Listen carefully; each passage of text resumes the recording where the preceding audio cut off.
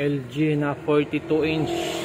Ang problema, may backlight siya, yun, no? May aninag siya, pero wala siyang display.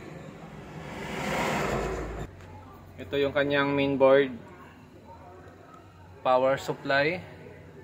So pansin natin yun, may backlight siya pero walang display. So minsan yan nasa T-con or panel issue. So check natin yung kanyang DC to DC sa T-con. Titingnan natin kung kompleto yung supply dito. Okay, so ito na. Check natin yung supply dito, 12 volt. Meron siya 11.9. Tingnan natin kung nakatagos. 1.8. So negative, hindi siya nakatagos. Pwedeng may load na short or talagang sira na yung ating T-con. So hanapin muna natin kung may short.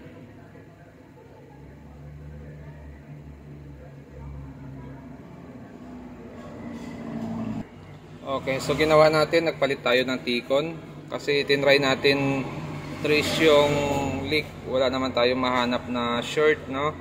So naglagay tayo ng fuse, naputol lang ulit yung fuse. So nagtry tayo magpalit ng T-con. Yan, mayroon naman tayo stock na mga ganyang T-con.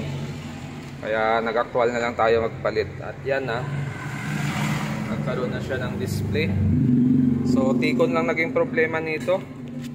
So try natin ito, hanapin natin kung saan yung damage nito, kung mahanap ba natin or hindi. So buo pa naman yung LCD natin, walang sira sa ating top board or sa ating LCD, kasi nung nagpalit tayo ng isang T-con ay gumana siya. So ibig sabihin yan, buo yung load side natin, talagang nasa T-con lang yung issue ng ating unit.